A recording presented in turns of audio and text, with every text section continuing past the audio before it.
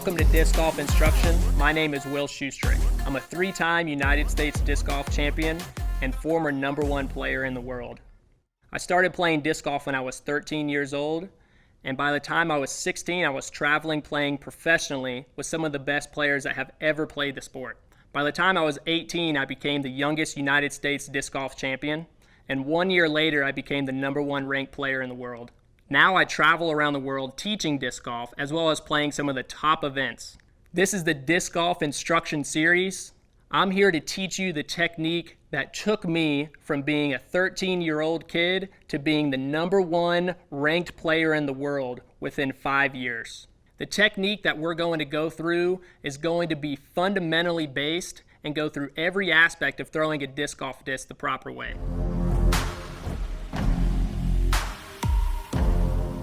Disc golf is played and scored just like regular golf, but instead of hitting a golf ball with a club, you throw a plastic disc into a metal basket. Just like in golf, you play from where your disc lands no matter what location.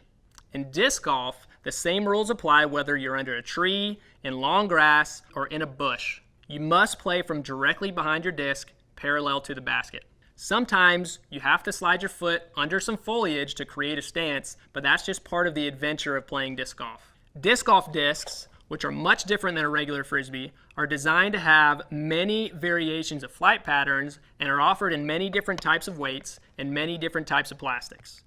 The types of discs are putt and approach, mid-range, fairway, hybrid, and driver, very similar to golf.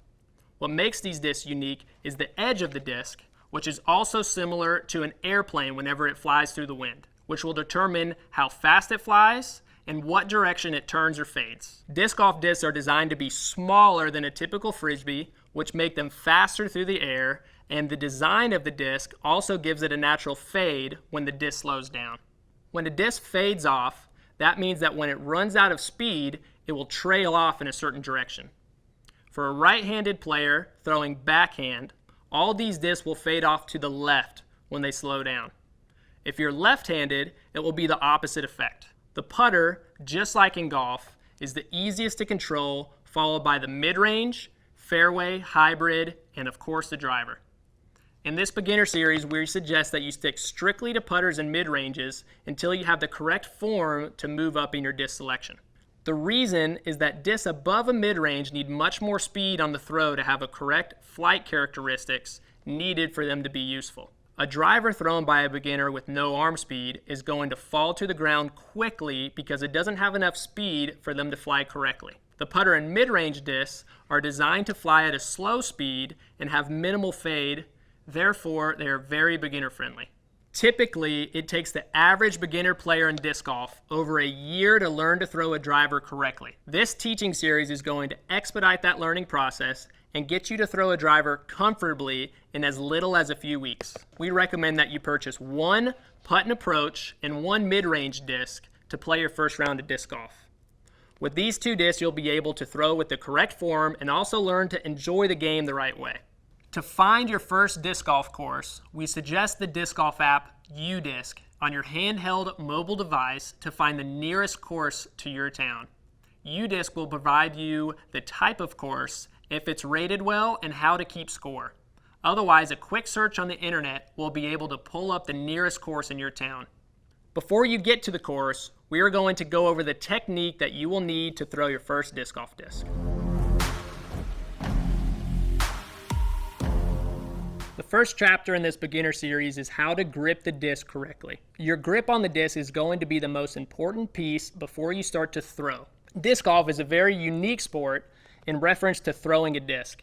There's not a direct comparison in any other sports that can relate to how a disc is going to feel flying out of your hand. Just know that for the first few throws, it will feel a little different, but throughout the round, it will feel much more comfortable, especially if you're following these rules. All hands are slightly different sizes and function slightly different as well. The main things that we're looking for in this grip is going to be pressure on the disc, consistent release, and if it's comfortable sitting in your hand. There are different grips for different shots, different lengths, and they all have their positive and negatives behind them. But in this beginner series, we are going to strictly focus on the power grip, which you're going to be using when you're driving off of the tee pad. What you're going to want to do to grip the disc is to put your fingers towards the middle of the disc, and then you're going to want to slowly squeeze, which will bring your fingers towards the back of the disc. They're going to end up being stacked. From here, you're allowed to slightly deviate, but the main thing you do not want to do is to keep your fingers straight like this. You want to have your fingers at a slight angle towards the back of your hand, and you can either tuck your fingers underneath the rim or you can leave them out towards the middle. This is going to be called your power grip. It's very key to note that you're also going to put this pointer finger on the inside of the disc.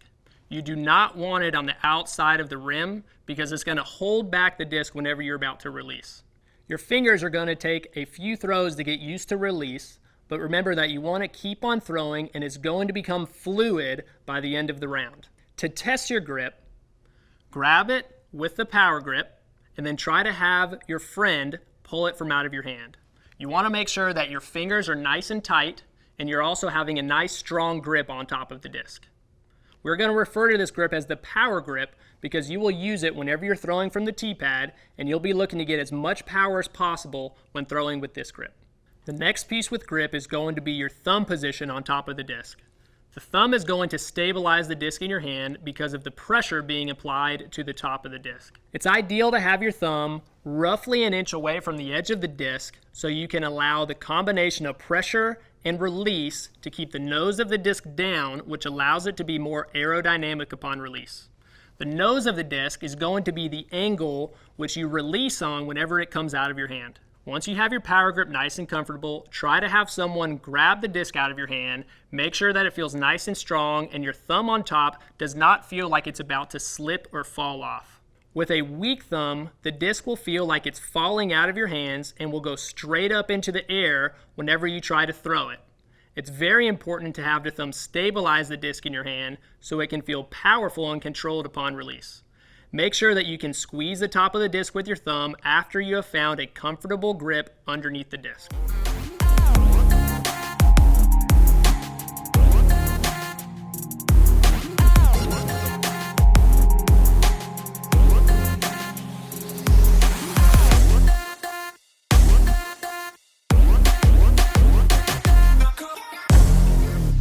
When it comes to a disc golf drive, you will see advanced players execute a short run-up on the tee pad to build momentum, which will gain you distance. This technique is called the X step. Because the X step requires several balance steps while walking up the tee pad and specific timing with the steps mixed with the reach back, we're going to teach in this beginner series the ABCs of disc golf, which is always being controlled. This method is designed to cover the most important parts of the disc golf throw, all while being easy to understand and easily executable, even for the earliest of players. These specific techniques are proven to be the foundation for a well-rounded, consistent disc golf game and are tested and proven at the highest level because they focus on the most important parts of the disc golf throw: stance, body position, reach back, and follow through. In this beginner series, we are going to strictly talk about standing still while throwing to maintain balance and maximize the potential of your throw. The ABC techniques you are about to learn in the upcoming chapter will be essential pieces in your disc golf game and will lay the foundation for you to reach your full potential. Learning the correct stance and body position will be the first layer of the ABC method. Correct body position is going to allow you to be balanced, gain distance, improve accuracy, and overall maximize the potential of your disc golf throw. To start your stance, you're going to want your feet shoulder width apart, with your dominant foot leading towards the direction you are wanting to throw. You're going to want to bend your knees just slightly and lean over to stick your hips out and keep your nose over your toes, meaning you want to slightly arch your back at least 10 to 20 degrees. In this stance, you should feel like somebody should walk up and not be able to just push you over. Just like we had the power grip earlier in the lesson, this stance is going to be called your power stance. Now as you're lining up on the tee pad, the tip of your toe should be able to draw a line straight down to your aiming point or target and back towards your back foot. Your shoulders are going to be what provides the accuracy. When you draw the line through your feet, your shoulders also are going to match this line. It's best to line up with your feet and have your disc out in front of you, pointing towards the direction you want to throw, so you can look down your shoulder before you start your throw. As you can see, when I change my foot position and draw the line towards my target, my shoulders are also lined up on that same line. This method will allow you to point and throw at whatever target you choose to throw at, and also starts to create a routine for you to follow before each throw. Each and every time you throw, make sure you can draw the line with your stance and have your shoulders parallel to the same line.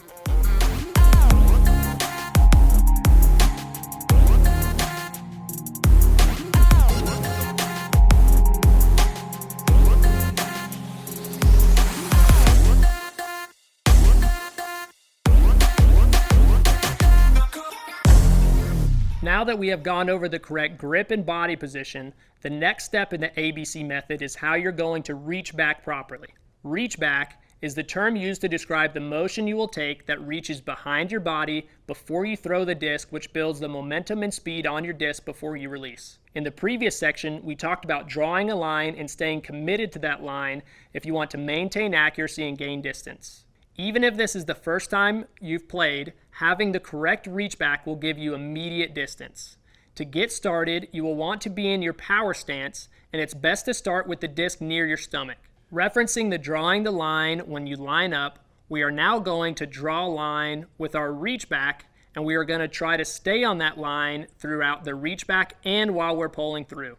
This technique requires you to pull through with your elbow bending and leading the way when you start to pull through. Any movement outside of this line is wasted motion, and you will lose distance before release. Think of pulling someone from behind you. That should be the feeling that you're having. As you can see, I am reaching straight back and leading with my elbow as I pull through to throw.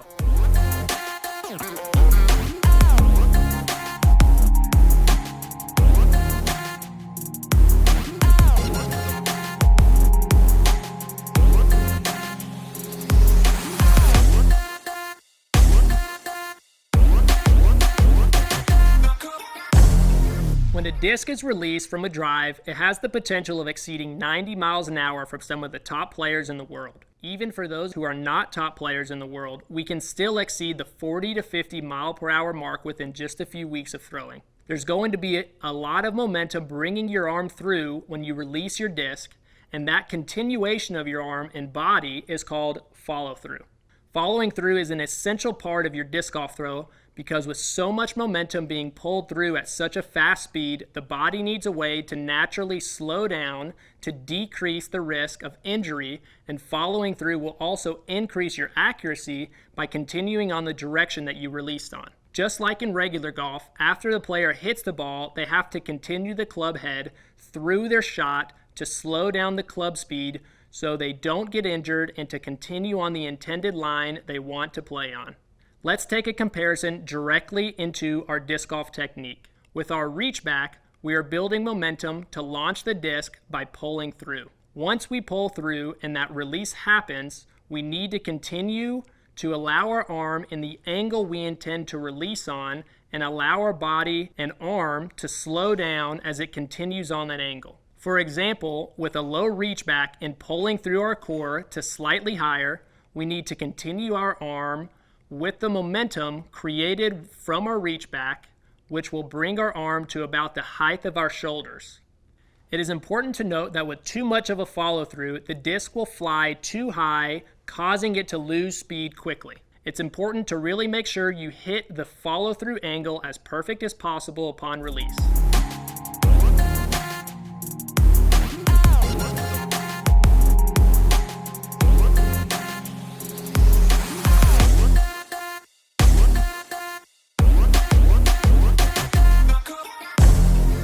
When you land short of the basket, in the woods off the tee pad, or if you are too far away to putt, it's time to throw an upshot, which can also be referred to as an approach. The upshot can become the most fun part of your disc golf game when you learn the proper technique. Learning to land by the basket with the potential of the shot going in always creates some excitement during the round. In comparison to regular golf, the Upshot is compared to playing out of the sand or hitting a short iron shot to the green. Just like in golf, the Upshot is much more about technique and having the touch to land it close than using pure power. Being able to have the correct angle of release with the proper spin on the disc ultimately makes the shot accurate and also travel at the correct speed so it doesn't travel too far or too short of the basket. Since disc golf is played through trees typically, you will be faced to curve around them when landing off the fairway to get to the basket. Because of that uniqueness to the sport, there are dozens of different types of upshots you can learn to navigate to the basket accordingly when landing off of the fairway. Since this is disc golf instruction for beginners, we are going to simply focus on throwing backhand approach shots. The backhand approach is the most standard shot when approaching the basket. The same ABC principles from the previous backhand drive segments apply to upshots as they do throwing a drive off of the tee pad. When you stand behind your disc looking to approach the basket, you want to continue drawing a line with your stance and matching that line with your shoulders, which continue into your reach back. When driving off of the tee pad, we learned the power grip, which made it possible to squeeze down nice and hard to be able to throw the disc further using our whole body. Approach shots do not require a large amount of power. It's much more of a touch off the fingertips with a combination of angle of release and spin. In the approach game, we are going to use what's called a fan grip. The benefit of the fan grip in the approach game is that it's much easier to apply spin on the disc with a short, quick movement of the wrist and allows a very clean release towards the target simply by opening your hand. The reason it is called a fan grip is because we are going to take our hand and fan out our fingers towards the middle of the disc. The fan part is when you start to spread the middle two fingers out, with the pointer finger laying on the side of the rim and pinky finger with light pressure on the back side of the disc, both of which will control the angle of release. The two middle fingers will control the spin required for the shot. It's important that the middle fingers can work together with the thumb to hold the middle of the disc, also called the flight plate. By using the thumb pressure and middle two fingers, you're creating a stabilized grip that will create spin on the disc with just a flick of the wrist.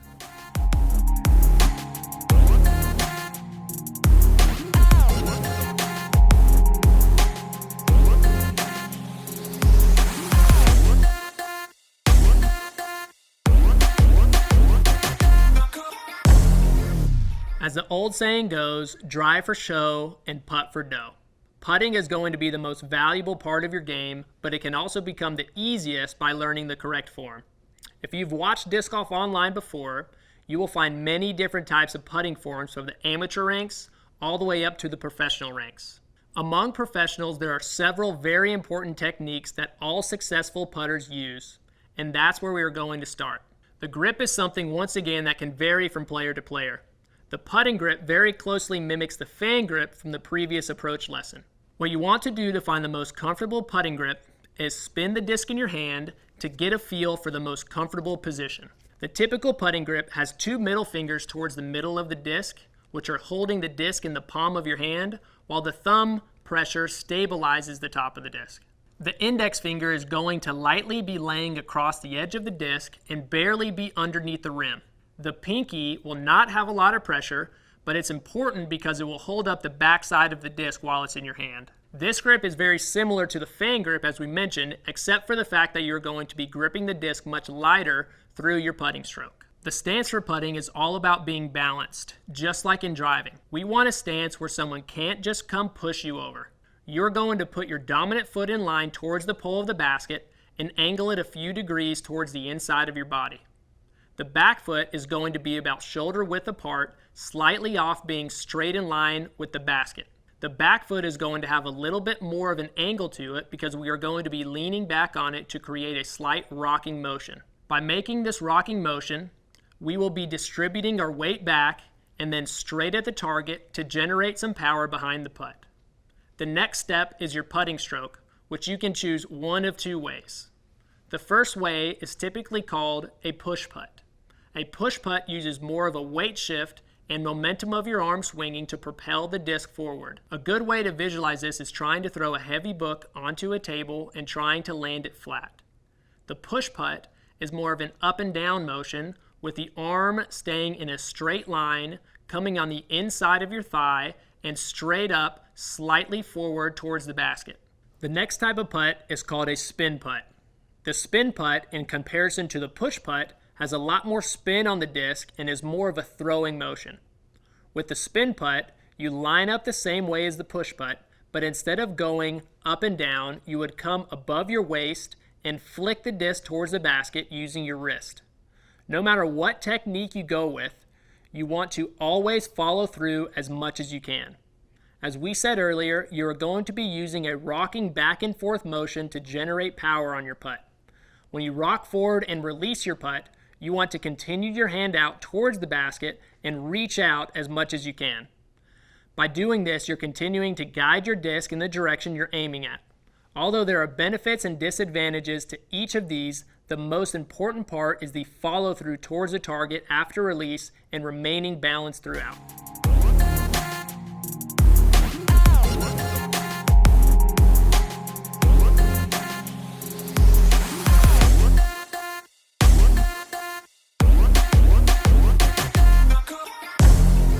I'm Will Schusterick. Thanks for watching Disc Golf Instruction for Beginners.